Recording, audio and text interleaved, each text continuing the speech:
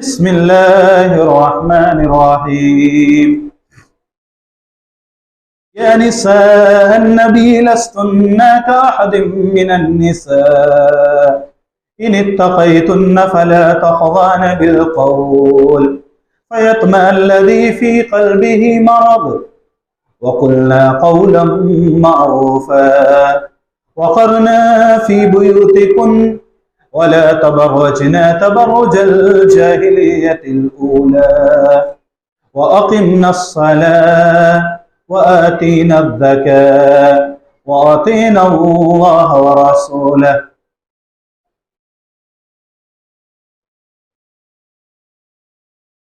मोहतरम बुजुर्गों, नौजवान दोस्तों, प्यारे बच्चों और दीगर हाज़रीन व सामीन, आज का ये खुतबे जुमा हिजाब और पर्दे से मुताल्लिक social media, print media, electronic media, हर एक पर बहसो मुबाहिसा और गुफ्तु शुनीद का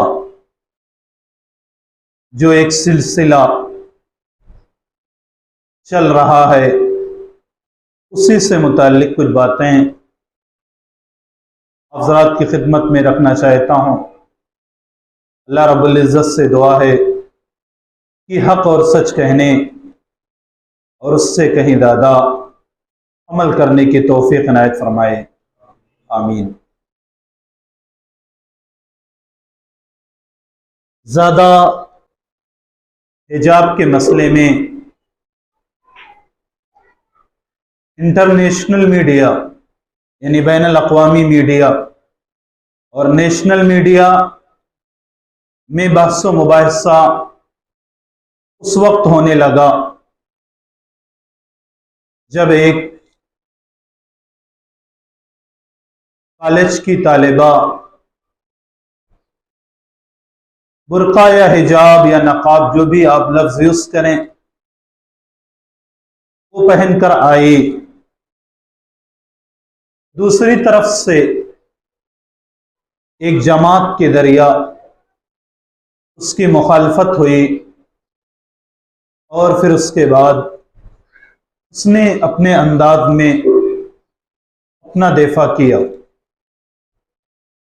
वीडियो जो है इतना ज़्यादा आम हुआ कि अब लड़की का नाम क्या है, उस नाम को भी जिक्र करने की ज़रूरत नहीं। हादसा कहाँ का है, ये भी जिक्र करने की ज़रूरत नहीं। इसलिए कि जब इतनी शोहरत हुई और इतना मशहूर हुआ और हर एक ने देखा, तो बहरहाल इसके बाद से हिजाब के मसले में शिद्दत आई और अभी उस पर कोर्ट में सुनवाई भी जारी है। दोनों तरफ से दलीलें और बहस मुबाहिसा का सिलसिला भी चल रहा है। अब तक आखिरी फैसला नहीं आया, जल्द ही आने की उम्मीद है।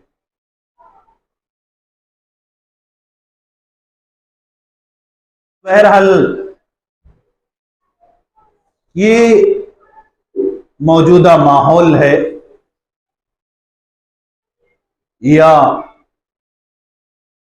जो इस वक्त हम लोगों की आंखों के सामने है, वो हम देख रहे हैं।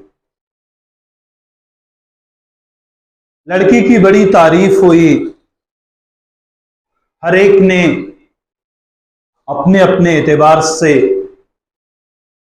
दादो तहसीन पेश किया। किसी ने जबरदस्ती, जो कि अच्छा नहीं है या दुरुस्त नहीं है, पैसों के ऑफर किए और अपने अपने एतबार से लोगों ने मुबारकबाद दिए। वो तो छोड़िए, वो जो हुआ हुआ। हमें तो अपने बारे में और करना चाहिए। अक्सर लोग साहिबे औलाद हैं, बच्चे या बच्चियों वाले हैं। मैं भी अपने आप से पूछूं और आप भी अपने आप से पूछें कि बच्चे हों या बच्चियां, खुसूसी तौर पर बच्चियां, क्या हमने उनकी इस अंदाज में तालीम और तरबियत की है कि वो दुनिया के किसी भी कोने में रहें, अपने दीन को, अपने मजहब को और अपनी जिम्मेदारियों को समझें। अगर हमने अपनी बच्चियों की इस अंदाज में तरबियत की है तो फिर हमें इस पर फख्र होना चाहिए। कुछ कमी या नक्स से तो इसको दूर करने की कोशिश करनी चाहिए, लेकिन यह जवाब बहुत कम लोगों की तरफ से हां या इसमें आएगा। अक्सर का जवाब यही होगा, हमने अपने बच्चों और बच्चियों की तालीम और तरबियत इस्लामी शरीयत के मुताबिक सही मानों में नहीं की। मुसलमानों के साथ, खासतौर से हमारे यहां, पैसे के आने के बाद सबसे बड़ा प्रॉब्लम क्या है? बेहिजाबी, बेपर्दगी, फहाशियत, उर्यानियत। क्या आलिम, क्या जाहिल, क्या छोटा और क्या बड़ा, क्या जिम्मेदार और क्या गैर जिम्मेदार, जो घर का है वो खुद अपने आप से पूछ ले कि हमारे घरों का माहौल क्या है। फिर वो अपने आप से खुद ही जवाब ले लेगा। दीनदारी का माहौल क्या है? हमारे घरों में हमारी बीवियां, हमारी बहनें, हमारी बेटियां और हमारी माएं जिस लिबास का इस्तेमाल करती हैं, वो लिबास शरई तौर पर किस हद तक जायज? हमारे पास फंक्शन, दावत और शादियां, इसमें हमारे औरतों की जो शिरकत है, वहां पर लिबास, वज़ाक़ता और हिजाब की क्या सूरत है और बेपर्दगी की क्या हालत है, वो हम में से किसी से भी पोशीदा नहीं। आप लाख इनकार करें, मैं इनकार करूं, आप इनकार करें, दीन की लाख दुहाई दें, लेकिन घरों में जब झांक कर देखेंगे तो इस लिबास में, इस हम्माम में जब जाएंगे, घरों के लिबास अंदर झांक के देखेंगे तो उस हम्माम में अक्सरियत नंगे पाए जाएंगे। अक्सर के यहां इस्लामी ड्रेस या इस्लामी लिबास का दूर दूर तक नामो निशान। एक रियलिटी है और एक सच्चाई है जिसको हमें तस्लीम करना चाहिए। हालात क्यों बने, इस पर बहस हो सकती है। ग्लोबलाइजेशन का असर, मगरिबी तहजीब तमद्दुन का असर, या हमारी औलाद जो मॉडर्न हुई उसका असर, आप जो भी चाहें वो कह सकते हैं। लेकिन एक चीज तो तस्लीम करना पड़ेगा, हमारी सोसाइटी, हमारा समाज और हमारा घर और घर का लिबास ये दीनी नहीं। ये तो पहला मदरसा है। ये जो घर है ना, ये तहजीब का, तमद्दुन का, तालीम का और तरबियत का पहला मदरसा। अब इसमें तो आपसे पूछा जाएगा, आपसे पूछा जाएगा कि आप इसमें किस हद तक कामयाब हो। आप दूसरों की गुफ्तगू और दूसरों की बातें सुनते हैं, दूसरों पे कमेंट भी करते हैं। आप कभी अपने घरों का भी जायजा लीजिए।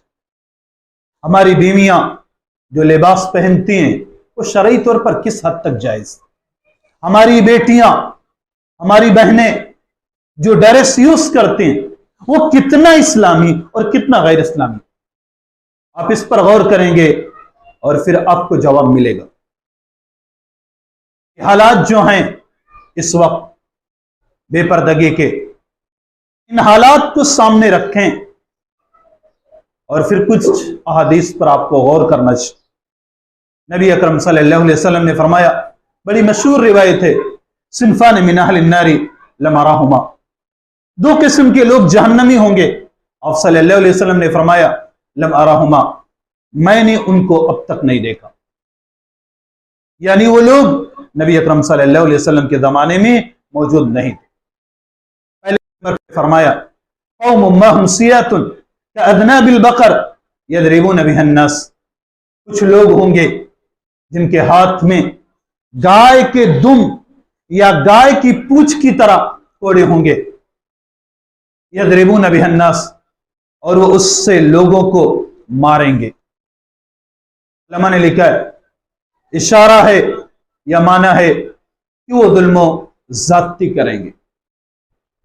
आगे फरमाया, वनिसाउन, कुछ औरतें होंगे, कासियातुन, वो कपड़ा पहने होंगे, अरियातुन, और कपड़ा पहनने के बावजूद नंगे होंगे, मुमिलातुन, माइल करने वालियां होंगे, माइलातुन, खुद माइल होने वालियां होंगे, रुऊसुहुन्ना कअस्निमतिल बुख्तिल माइला, उनके सर बुख्ती माइल ऊंट की तरह होंगे। ऊंट में वैसे भी आप देखें जब चलता है तो उसका सर ज्यादा हिलता है। ये बुख्ती जो ऊंट है उससे इशारा यह है कि औरतें अपनी चोटियां अपने सरों पर घुमा के रखेंगे और जब वो चलेंगी तो ये चोटियां मासर इस तरह हिलेंगे जैसे बुख्ती ऊंटनी या ऊंट का सर हिलता है। रुऊसुहुन्ना कअस्निमतिल बुख्तिल माइला ला यदखुलना अल जन्नह, ये औरतें जन्नत में दाखिल नहीं होंगी। वला यजिदना रिहा, जन्नत में तो दाखिल होने की बात दूर की है, जन्नत की खुशबू भी नहीं पाएंगे।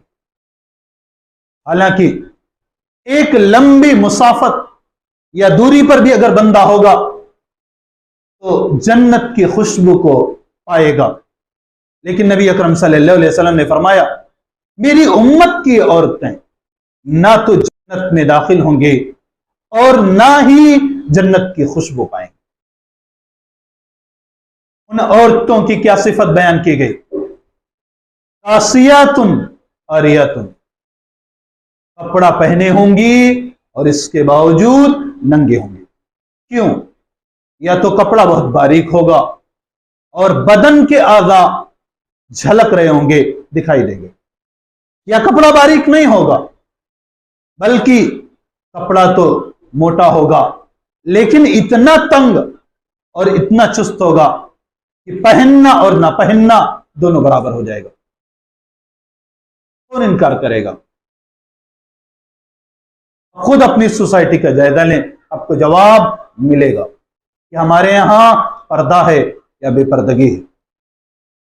इफ्फत और इस्मत का जो तस्वुर शरीयत ने पेश किया, क्या हमारे घरों में वो चीज मौजूद है या नहीं? अगर है तो अच्छी बात है, और अगर नहीं है, कुछ नक्स है, कुछ कमी है, तो उस नक्स और कमी को दूर करने की जरूरत। ये तालीम और तरबियत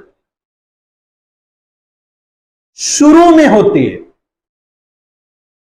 हमारी ये बच्चियां या हमारी बेटियां, अक्सर लोग 12 से 13 साल 2-3 गलतियां करते हैं। एक तो यह है कि बेजा लाडो प्यार करते हैं। बच्चे हों या बच्चियां, उनके बिगाड़ का पहला जीना क्या है? प्यार और मोहब्बत शरीयत उसकी इजाजत देती है। नबी सल्लल्लाहु अलैहि वसल्लम खुतबा दे रहे थे, हसन हुसैन आए और उठा लिया और कहा कि अल्लाह ने सच कहा, इन्नमा अम्वालुकुम औलादुकुम फितना, तुम्हारे माल और तुम्हारी औलाद ये तुम्हारे लिए आजमाइश। अकरा बिन हाबिस ने कहा, मेरे 10 बेटे हैं, इन अली अशरतम मिनल वलद मा क़ब्बलतु मिनहुम अहदा, मेरे 10 बेटे हैं, आज तक मैंने किसी से प्यार नहीं किया, उनको प्यार मोहब्बत से बोसा नहीं लिया। आपने फरमाया, मुख्तसर सा जुमला कह दिया, मन ला यरहम ला युरहम, जो रहम नहीं करता रब भी उस पर रहम नहीं करेगा। औलाद से मोहब्बत कीजिए और प्यार कीजिए, लेकिन वो अपनी जा में हो, अपनी जगह में हो। अगर आप अपने बच्चों से या अपनी बच्चियों से बेजा लाड और बेजा प्यार और बेजा मोहब्बत कर रहे हैं और आप ये सोच रहे हैं कि उनके साथ ही तो हुस्न सुलूक है, उनके साथ ही मोहब्बत का इजहार है, तो आपका बेजा लाडो प्यार ये उनके बिगाड़ का पहला जिना। हमारी औलाद खासतौर से बच्चियां बिगड़ती क्यों? इसकी पहली वजह ये, मां बाप शुरू में ज्यादा लाडो प्यार करते हैं। मोहब्बत कीजिए, प्यार कीजिए, लेकिन जो लिमिट है, जो हद है, उस हद में रहिए, उसको किरास मत कीजिए। अगर आपकी मोहब्बत, आपका लाड, आपका प्यार अपनी बच्चियों के साथ बेजा होगा तो उनके बिगाड़ का ये पहला सबब और पहला जीना बनेगा। दूसरी चीज है, शुरू में जब ये लड़कियां छोटी होती तो आप ऐसा लिबास खरीद कर लाते हैं और मां बाप ही पहनाते हैं कि जिसमें पर्दा नाम की कोई चीज नहीं। अब शुरू में 10-12 साल तक आपने अपनी बच्चियों को ऐसे लिबास पहनाए जो शरई तौर पर किसी भी तौर पर मुनासिब नहीं। बाद में जब वो बुलुगत की उम्र पे पहुंचे तो आप उनको डायरेक्ट इस्लामी बनाने की कोशिश कर रहे हो। आपको क्या लगता है, आपकी कोशिश, आपकी मेहनत, आपकी जिद्दोजहद कामयाब होगी? नहीं कामयाब होगी। तरबियत का जो असल उम्र है उसमें आपने तरबियत नहीं किया। जब वो उम्र निकल गया फिर उसके बाद आप डायरेक्ट उनसे ये मुतालबा करें, सातिर लिबास पहनो, ढीला ढाला लिबास पहनो और फिर उसके बाद नकाब या बुर्के का इस्तेमाल करो, वो नहीं करने वाले। क्यों? इब्तिदा में आपने उनकी तालीम और तरबियत सही तौर पर नहीं किया। लास्ट में जब वो बालिग हो गए और तरबियत की जो उम्र थी वो निकल गए, उसके बाद आप कोशिश कर रहे हैं, तो आपकी कोशिश रायगा होगी, आपकी ये कोशिश लाहासिल होगी, उसका कोई नतीजा नहीं आएगा। हो सकता है कुछ % निकल जाए, वरना कोई खास नतीजा आपके हाथ आने वाला नहीं। सुन्नत नबी दाऊद की इस रिवायत पे कभी गौर कीजिए। आप सल्लल्लाहु अलैहि वसल्लम ने फरमाया, मुरु औलादकुम बिस्सलाह वहुम अबनाउ सब'i सिनीन, तुम अपनी औलाद को, ये बच्चे हों या बच्चियां, इनको नमाज का हुक्म दो। कब? वहुम अबनाउ सब'i सिनीन, जब ये तुम्हारे बच्चे बच्चियां 7 साल के हो जाए। 7 साल का बच्चा या 7 साल की बच्ची हिंदुस्तान में बालिग नहीं होती, और जब तक बच्चा या बच्ची बालिग नहीं होते वो शरई तौर पर मुकल्लफ नहीं है। वो अगर कुछ गलत करेंगे तो शरई तौर पर गुनहगार नहीं होंगे। आप सल्लल्लाहु अलैहि वसल्लम ने फरमाया, मुरु औलादकुम बिस्सलाह, अपनी औलाद को नमाज का हुक्म दो, वहुम अबनाउ सब'i सिनीन, जब ये 7 साल के हो जाएं। वज़रिबूहुम अलैहा, और नमाज के छोड़ने पर उनको मारो। वहुम अबनाउ अश्र, जब ये 10 साल के हो जाए। हिंदुस्तानी आबो हवा, हिंदुस्तानी माहौल में बच्चियां 10 साल में आमतौर पर बालिग नहीं होते। बुलूगत की उम्र 13, 14 और 15, यानी 13 के बाद ही आमतौर पर बालिग होते, 10 में बालिग नहीं होते। अरबों का माहौल गर्म है, वहां बुलूगत की उम्र कम है। लेकिन 7 साल का बच्चा बालिग नहीं, मुकल्लफ नहीं, नमाज पढ़ने का हुक्म दिया जा रहा है। 10 साल का भी बच्चा बालिग नहीं और मुकल्लफ नहीं, और ये कहा जा रहा है अगर 10 साल की उम्र का हो जाए और वो नमाज छोड़ रहा है तो उसको मारो। क्यों? क्यों? आदत डालने के लिए और आदी बनाने के लिए।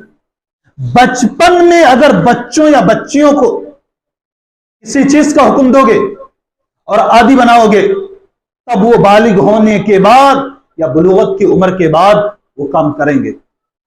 और अगर आपने बचपन में आदी नहीं बनाया तो फिर ऐसी सूरत में बाद में कोई खास फायदा नहीं होगा। हालात इतने बेहतर नहीं, हालात इतने बेहतर नहीं। ये दौरे सहाबा नहीं, दौरे ताबईन नहीं। हर शख्स शहवत का पुजारी है।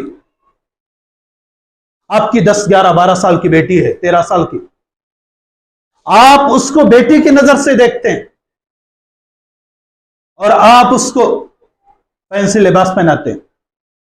आपकी नजर में वो बेटी है, लेकिन आपकी बेटी को हर कोई बेटी की नजर से नहीं देखेगा।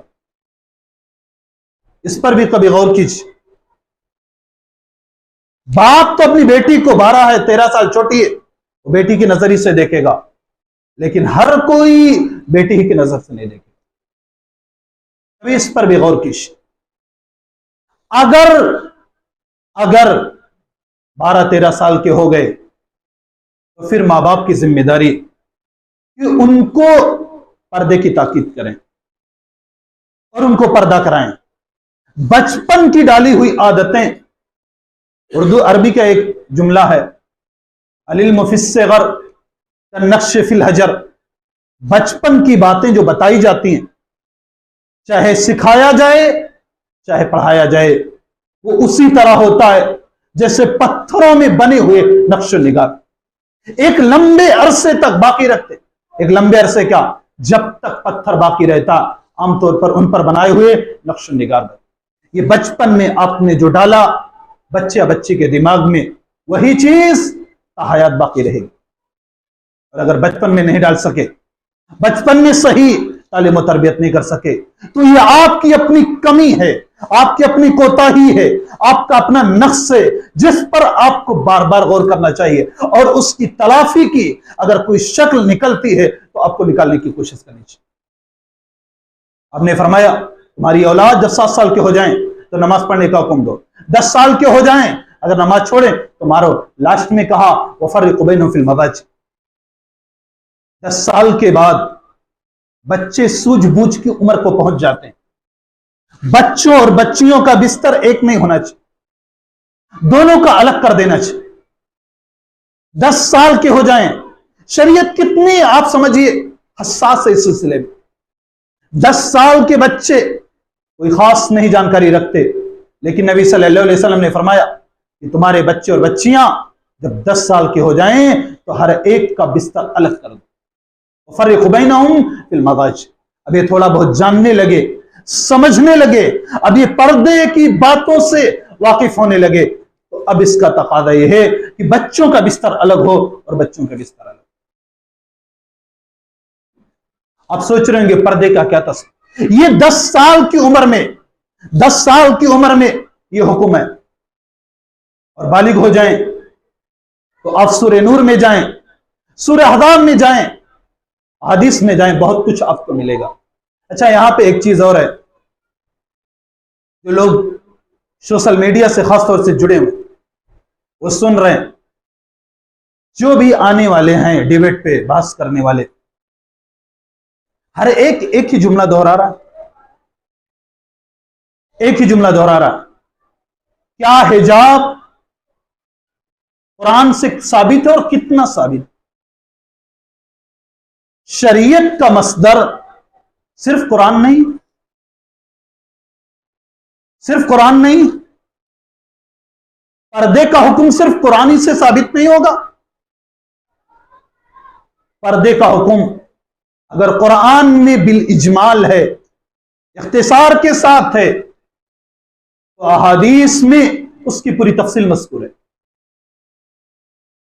एक चीज, ये चीज पहले दिमाग से निकालिए, जो हम नौजवानों ने सुन सुन के दिमागों में बिठा के रखा, पर्दा कुरान से कितना साबित। हमारी मसादिर शरीयत 4 तो मुत्तफक अलैह हैं, किताब है, सुन्नत है, इजमा है और क़ियास। इसमें भी 2 असल सिर्फ अल्लाह की किताब में, रसूल अकरम सल्लल्लाहु अलैहि वसल्लम की हदीस में।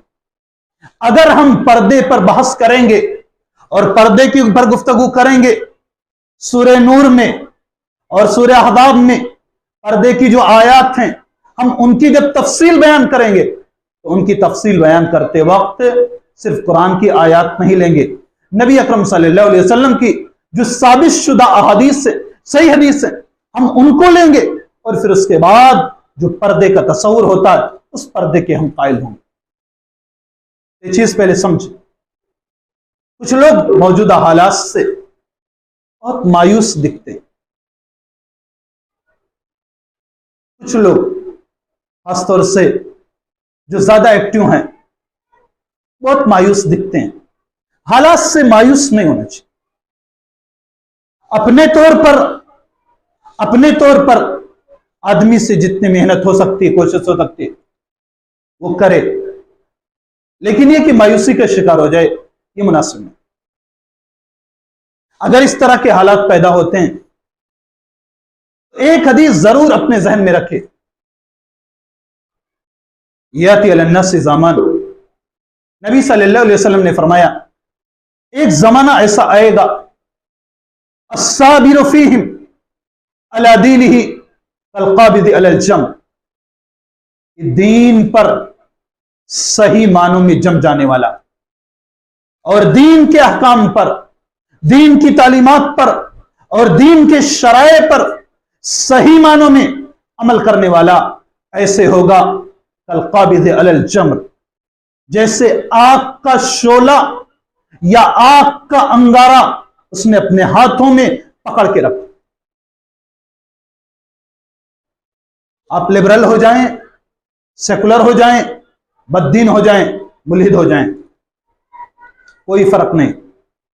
सारी दुनिया आपको अपने कदमों में बिठाएगी, अपने कदमों में बिठाएगी, लेकिन जहां पर आपने अपने दीन पर अमल करना शुरू किया, ऑटोमेटिक लोग आपसे दूर होने लगेंगे।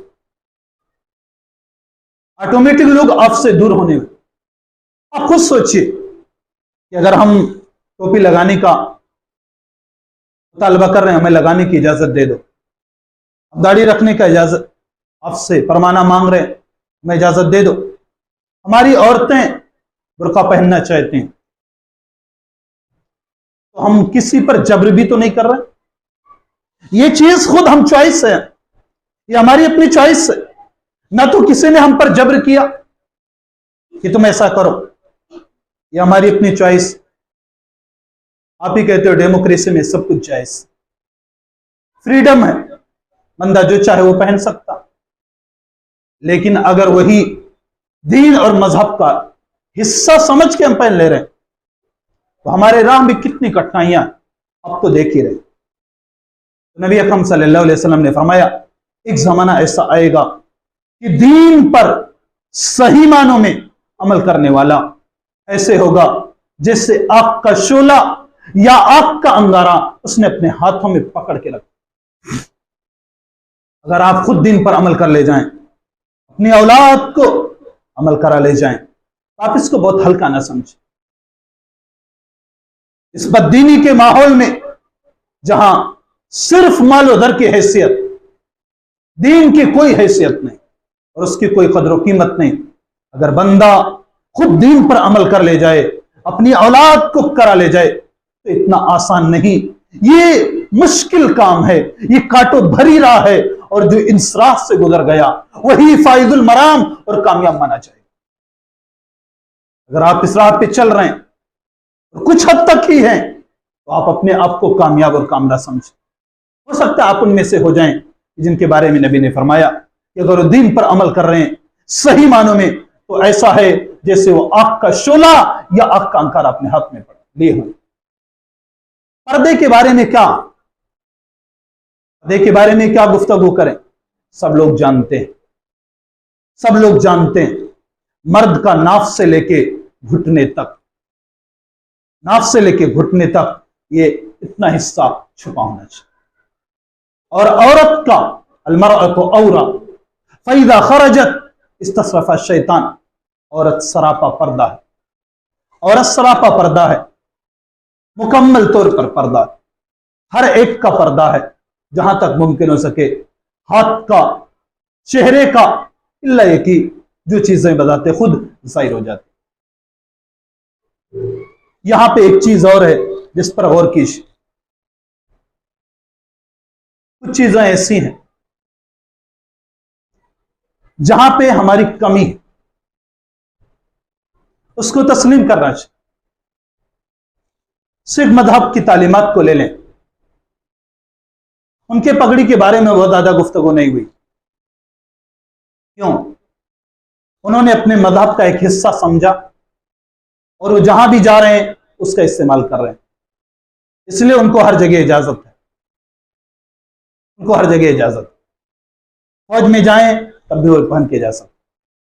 हमारे यहां प्रॉब्लम ये है कि हमने ये तासुर दिया कि ये दीन का हिस्सा नहीं, ये दीन का हिस्सा नहीं। मिसाल के तौर पर दाढ़ी है, हम ये तासुर देते हैं हमारे दीन का लाजमी जुज नहीं। जिसका दिल कहे वो रखे, नहीं तो फिर ऐसी सूरत में कोई बात नहीं। बुरके के बारे में भी आमतौर पर यह तस्वुर गया कि ये बुरका जो है ये हमारे धर्म का, हमारे रिलीजन का और हमारे मजहब का हिस्सा नहीं। जिसका दिल कहे वो लगाए और जिसका दिल कहे ना लगाए। बल्कि आमतौर पर यह तस्वुर हुआ कि किसी मजहबी अमल पर अगर कोई इसरार करता, मजहब की किसी तालीम पर इसरार करता, मान ले अगर दाढ़ी रखने पर कोई इसरार करता या कोई औरत बुर्का लगाने पर इसरार करती है, तो हमने क्या कहा? हमने तासुर दिया सबको कि हमारे दीन का एक लाजमी हिस्सा नहीं, एक लाजमी जुज नहीं। अगर हम करना चाहें तो करें, ना करना चाहें तो ना करें। तो गैरों ने भी ये समझा कि ये उनके दीन और धर्म का हिस्सा नहीं। और अगर ये ऐसा करते हैं, मर्द दाढ़ी रखते हैं और औरतें बुर्का लगाती हैं, तो ये समझो फंडामेंटल, ये सब पिछड़े लोग हैं, ये सब बुनियाद परस्त हैं, ये सब मजहबी तौर पर कट्टर हैं। वरना मुसलमानों में जो इंटेलेक्चुअल हैं, जो थोड़ा रोशन ख्याल हैं, वो बुर्का नहीं लगाती औरतें या मर्द दाढ़ी नहीं रखते। और जो ऐसा करते हैं वो समझो कट्टर है, या मजहबी तौर पर उनके अंदर कट्टरता पाई जाती। सवाल ये पैदा होता है कि ये तस्वुर दिया किसने? आप दूसरों को जी भर के गालियां दें, आपको इख्तियार है, लेकिन आप कभी कभार अपनी भी अदाओं पे गौर करें, आप भी अपनी अदाओं पे जरा गौर करें, वरना हम अर्ज करेंगे तो शिकायत। ये जो माहौल बनाया ये खुद हमने बनाया, ये जो माहौल बनाया ना ये हमने बनाया। तो अपने भी हालात पर गौर करें और कहां कसूर और कमी है इसको भी माने, खुले दिल से शरह सद्र के साथ माने। और अगर कमी और कोताही हुई है तो उस कमी और कोताही को दूर करने की कोशिश करें। बहुत बड़ी जिम्मेदारी है। शरीयत तो बहुत कुछ कहती है, अगर इस पर गुफ्तगू करें कि सूरह नूर में क्या है, सूरह हज़ाब में क्या है और दूसरी हदीस में क्या है, तो एक लंबी गुफ्तगू इसके लिए या एक लंबा वक्त दरकार है जिस पर हर एक पहलू पर गुफ्तगू की जाए। पर्दे के बारे में शरीयत का तस्वुर क्या है, पर्दा किस तरह होना चाहिए, बुर्का किस तरह होना चाहिए, मर्द के लिए क्या है, ये सब तो मतलब फिक़ही या शरई तौर पर ज्यादा गहरे अहकाम है। लेकिन बहरहाल जो उमूमी मौजूदा माहौल में इस पर गौर कीजिए। आप लाख दुहाई दें और लाख हंगामा करें, कुछ होने वाला नहीं, कुछ होने वाला नहीं। आपको जरूरत है तो खुद आप अपने लिए रास्ता पैदा करें। अगर आप अच्छे से अच्छा घर बना सकते हैं, भैया लोगों का तो सबसे बड़ा प्रॉब्लम यही, बहुत ज्यादा हुआ तो रहने सहने का एक झोपड़ा ले लिए, उसके बाद फिर खत्म, जितना बचा सब खेत बाड़ी खरीदो, उसी में मस्त हो। इससे ज्यादा सब कुछ किए, अच्छे से अच्छा महल बनाए, बंगला बनाए, घर बनाए, तो एक तो आपकी जिम्मेदारी बनती भी है ना कि आपकी औलाद दीनी और दुनियावी तौर पर बेहतरीन तालीम हासिल करे। ये किसकी जिम्मेदारी? इतनी अच्छी खासी तादाद में है, अच्छे अच्छे फ्लैटों में रह रहे होगे, और फिर उसके बाद जहां से 5 वक्त जुड़े हो, उसका क्या हाल है? ये तो अपनी आंखों से देख रहे हो, ये तो अपनी आंखों से देख रहे हो, बैठे हो, क्या हाल है ये समझ रहे होगे। मसाजिद सिर्फ 5 वक्त नमाजें या जुमा के लिए नहीं, कौम की जिम्मेदारी है अपने मसाजिद और अपने मदारिस को इस तौर पर इस लायक बनाएं कि उनकी औलाद अगर बाहर भी कहीं कॉलेज में या कहीं भी स्कूलों में पढ़ती है, दीनी तौर पर इतना तो इंतजाम करना चाहिए कि वो नमाज, कुरान, जनादे वगैरह या जो बुनियादी तालीमात है दिन की, उसको जान सके। और अगर ये चीज आप क्या नहीं, तो फिर बहुत ज्यादा सोशल मीडिया पे एक्टिव होके और कमेंट करके आपके हाथ कुछ आने वाला नहीं। ये आपकी जिम्मेदारी बनती है कि आप इस पर गौर करें कि कौन सा ऐसा तरीका इख्तियार करूं कि मेरी औलाद दुनिया में किसी भी कोने में रहे तो अपने कमाने और खाने का इंतजाम कर सके। दुनियावी तौर पर इतनी पढ़ी लिखी हो कि वो कहीं भी एडजस्ट हो जाए, और दीनी तौर पर इतना पढ़ा लिखा दूं कि वो कहीं भी रहे, कहीं भी रहे, किसी भी जगह रहे, वो अपने आप को समझे मैं क्या हूं और मेरी हैसियत क्या है, कि मैं किस धर्म का, किस मजहब का और किस रिलीजन का मानने वाला हूं। वो अपने आप को समझे, वो दुनिया के किसी भी कोने में रहे और कुछ भी करे, लेकिन वो अपने आप को समझे। बहैसियत फादर और मदर, बाप और मां होने के हैसियत से, एक गार्जियन होने की हैसियत से और एक जिम्मेदार होने की हैसियत से ये हमारी जिम्मेदारी बनती है। बच्चे हो या बच्चियां, उनकी इस तौर पर तालीम और तरबियत करें, दुनिया के किसी भी कोने में रहें तो दुनियावी तौर पर इतना पढ़े लिखे रहें कि वो अपने आप के कमाने और खाने का इंतजाम कर सके, और दीनी तौर पर इस लायक रहें, इतना वो दीन का इल्म जाने और दीन की बुनियादी तालीमात को जाने कि वो कहीं भी रहें वो अपने आप को समझ सकें और अपने आप को पहचान सकें।